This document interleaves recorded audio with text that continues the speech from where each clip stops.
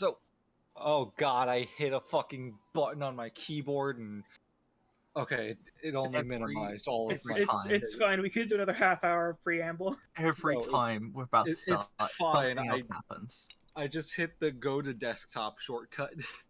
Oh yeah, okay. Just hit the go to hell shortcut. Yeah. That's extreme. So, in the event that there are new people here, hello, welcome all for the first time in a long ass time. I, Peter L. Suo, hi, creator of Gabletop, most responsible leader in history. Yep, that's me. I'm gonna be running an original campaign. Hopefully everyone is excited as I am, and hopefully we'll all have a good time. Hell yeah. Joining me today, we have our lovely set of players. Let's go ahead and introduce yourselves. Don't worry about characters for now. We'll get to them later. Starting with our own forever GM, Kai, manning the camera. I'm not first on the list. But hi, I'm here. On the list. You were chosen. It's me. Gonna ask. Yeah. Pronouns? Yeah, it's with the pronouns.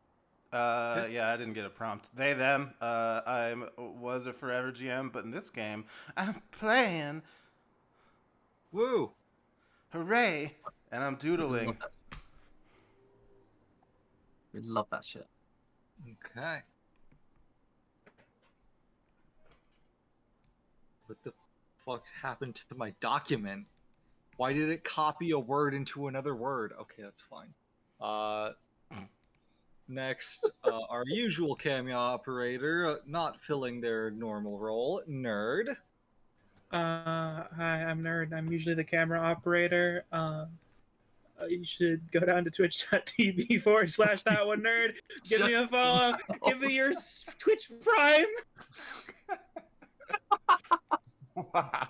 You have fucking pronouns now. Banned. Don't. Oh, pronouns? I don't care. In this economy. Okay, then we have Ghost, who I couldn't think of a snappy intro for. Yes, hello, I am Ghost. I use she, her pronouns. You may know me from my previous work as Kyrie Elazon in Carrion Crown. And that's the only thing I've ever done on Gabletop. Okay, and in their first appearance here, we have Batty. Hi, I'm Batty. I use she, they pronouns. I have nothing else to say. Have fun. And that's everyone, right? I didn't forget anyone, right? Nope. You forgot Blorbo. All around me are familiar faces. Ellie, introduce yourself to the people. Okay. Hey, I'm Ellie. She, her. I've been in most of these games on this channel. And I'm so excited to play with a original Peter campaign once again. It's been years since Nyctophobia, and it's finally time. Okay. That was literally the last time I played anything. And once again, I am Peter L. Suo. I use any pronouns. Gender is a contest. I'm winning. We'll see. You win by having the most. Bitch. Gender's a Banjo-Kazooie game, and bitch, I got all them jiggies. What if I don't have any? That sounds like a slur. You're winning by not playing. It absolutely does sound like a slur. Don't worry about it. It's so bad. All right, let's get started. Yeah, let's get started. If you'll allow me to set the stage, I'm going to turn down my own volume just a little bit more to help me concentrate on reading from my script that I wrote. Yes. Oh, should I pull up the thing in DMs that we have? Probably, yeah. Shit. Restport plays a vital role in this world. It's one of the few islands breaking up the seemingly endless expanse of ocean between the old world and the new, and it certainly sees the most traffic. The fertile soil and abundant fresh water make it one of the only places to stop and resupply on the long voyage. Most of the sailors that pass through only care about the nightlife, however, has a bustling economy of taverns, brothels, and gambling dens can keep morale up for those who spend their lives traveling the rough seas. Despite this, it manages to be relatively quiet and, dare I say, boring. And we'll move. Oh, What? Hold on, what? Today, Rosa sits in a regular haunt of hers, are we supposed one to of be the saying island's something? many scenic beaches. This one is one of her favorites, since it offers an unparalleled view of the sunset. It's almost enough to make her forget about how terrible everything is. Rosa, what are you thinking about right now? I'm thinking about how the sand feels between my toes. Or rather, my one set of toes. And imagining what it would be like if I still had 2 feet. The sun begins to dip below the horizon, and the clouds light up in gorgeous shades of violet and orange. Rosa breathes in the cool, salt-tinged air, but there's something else. A different smell. Smoke. And I have...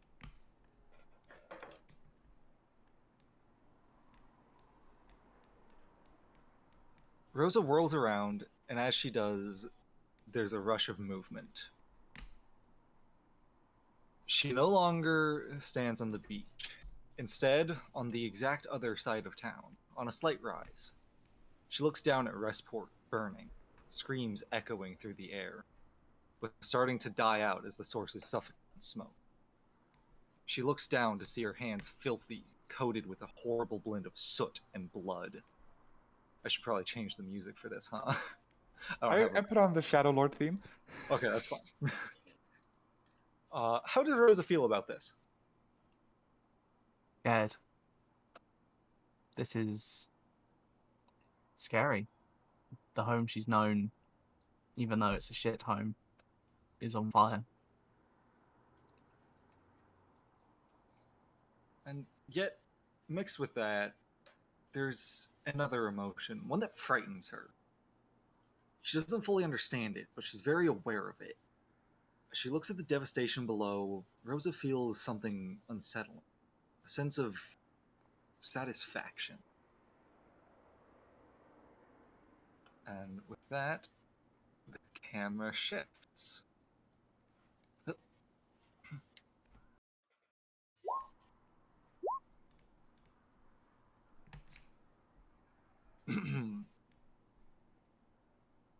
We see a group of adventurers. They've traveled a great distance and braved many dangers to reach this point. And it seems like it will all be over soon. According to their maps, they'll be upon any moment, the Grand Archive. Upon arriving, they find a massive hall carved into a mountain. The floor is covered in wires converging towards a crystalline throne in the front and center of the room, in which Reyna sits. Above the throne hovers a glowing pink hologram of a solar system. It's the only source of light in the room, and in its dim glow, one can barely see the walls that enclose it. One of their number steps forward timidly. Excuse our intrusion, but are you the archivist?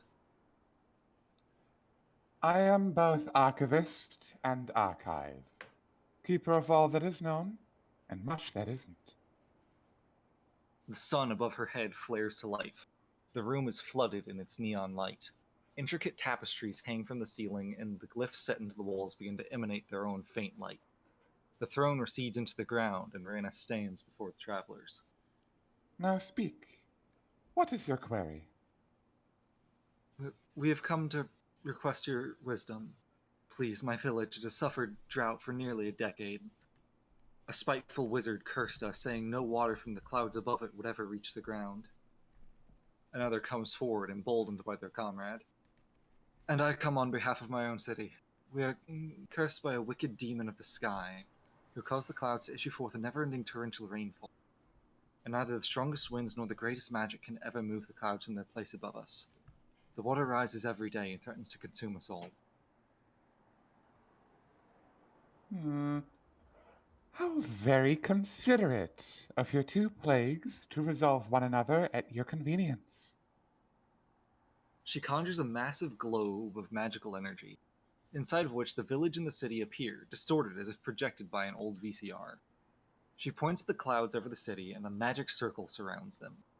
She drags her finger over to the left, and another magic circle appears above the village, a flash and some static. The rain is redirected, and the clouds above the city light up with the sunshine of the village. After a second of consideration, there is another smaller flash, and a set of aqueducts and rain catchers appear above the village. Then the orb winks out of existence. I shall see to it that both of your homes will receive enough water and sunlight to thrive. Shall this suffice? The party sobs with joy and prostrates themselves, singing her praises, and she gently ushers them out. With the doors closed once again, Reyna takes up her place in her crystal throne. Another solar system appears above her head, rapidly expanding into an ever greater cosmos. For a while, she simply sits and watches the stars. The camera shifts again.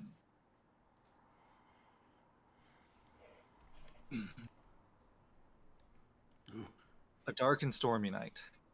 Lightning flashes, illuminating a dark and foreboding Gothic castle. A group of refugees sees this in the distance. They're frightened, but they have no choice. They have sick, newborns, elderly, who won't live through the night without shelter. They make their way to a grandiose door embossed with images of bats and wolves. They're opened quickly by a servant, who lets them in with a smile that seems almost too wide. He leads them through winding, opulent corridors lined with paintings, tapestries, statues of gold, and ethically sourced Tarask ivory, as they make their way to a throne room. The doors open, braziers along each wall lighting themselves, revealing the lady of the castle, holding a glass of deep crimson liquid. Kamasa, how do you greet your guests? Silence as she takes a deep sippy of the glass and looks upon the many new guests in her home. She smiles before saying, "Oh, hi!" Caught off guard by the friendliness of this intimidating figure, one of their number steps forward and requests that they be allowed to stay through the storm. Yeah, like, sure, you can stay as long as you want. You got a lot of room in here. They're led away to the they're led away to fuck, my my voice keeps cutting out. Need to drink water, damn it. It's fine. Take a sip. Hydrate or die straight. Hey guys, don't forget to take a little sippy during this stream. I forgot to get water. I'm a fool. They're led away by the servant to the guest quarters. They move slowly and seem to still hold a sense of trepidation about their situation here. How do you put their mind at ease?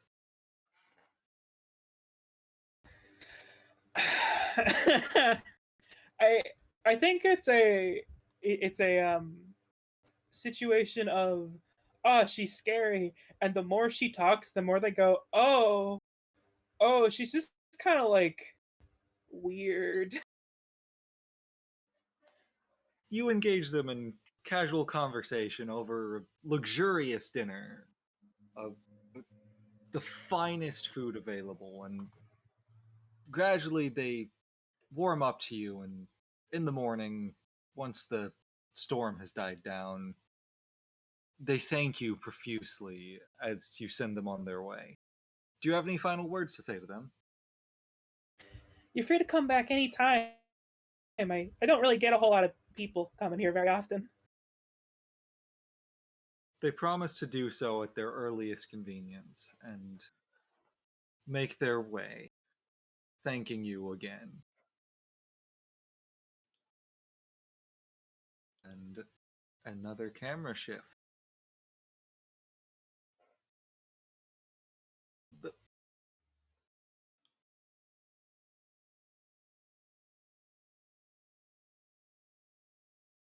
An exuberant crowd lines the stands of a great arena.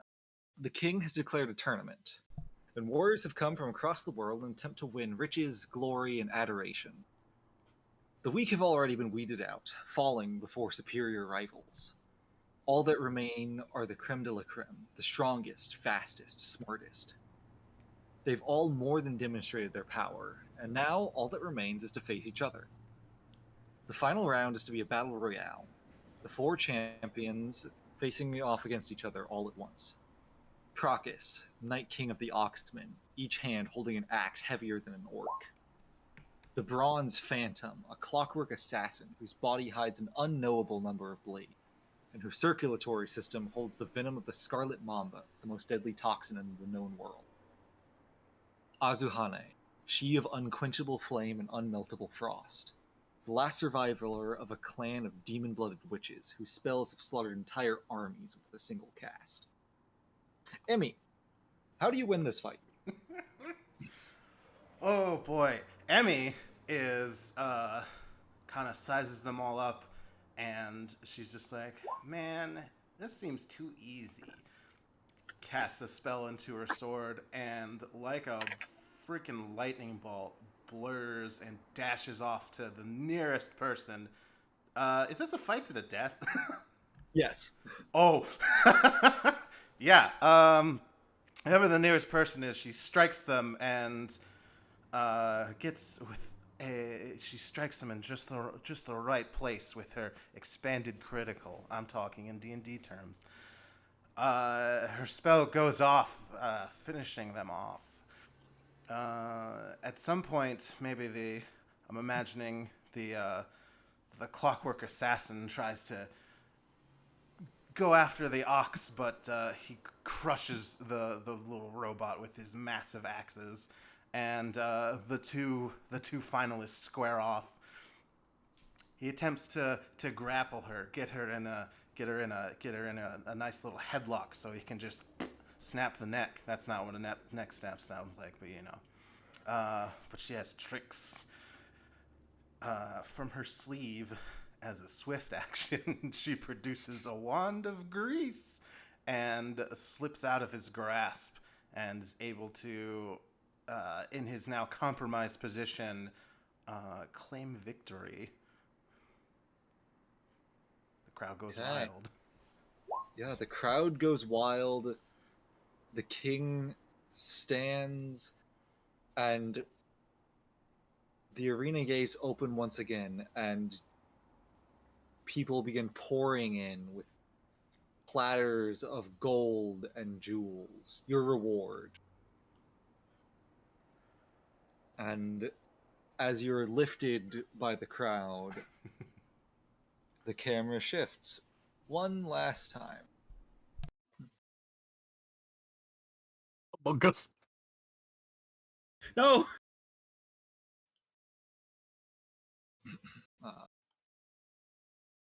The camera once again looks at Restport, this time from a distance. We pan down slightly to see the good ship La Familia, firm in their heading. They've already stocked up and have no need to return to Restport. The crew sings a jaunty tune, laughing and roughhousing as they work the lines and riggings. Down below, the cook harmonizes with their shanty, measuring grog rations with a special blend of spices to keep them pleasant to drink. He sends a cabin boy to take them above, and with their speed set, the crew begins to wind down for the evening, telling stories, drinking grog, singing songs, and thanking the gods to be far from land. Florian, you stand on the bridge, looking down at your crew. What thoughts run through your head?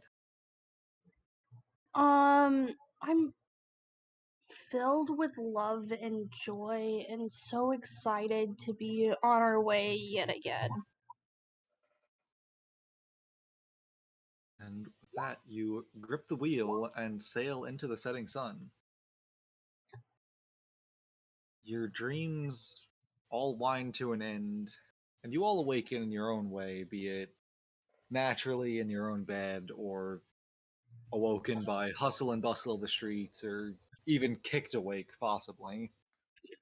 Restport still stands, and you're still here.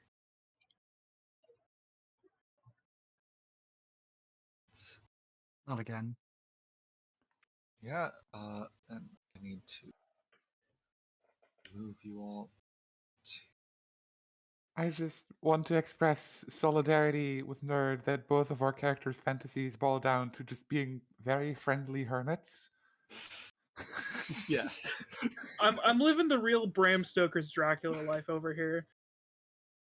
I don't know what kind of But like novel. just the first part of the book where he's just hanging out in his house. Yeah, Just vibing. With- And with his many girlfriends.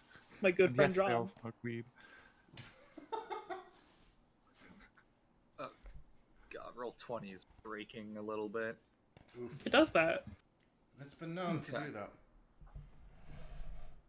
So we begin in a more residential district.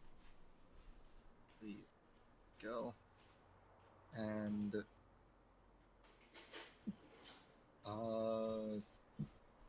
did you up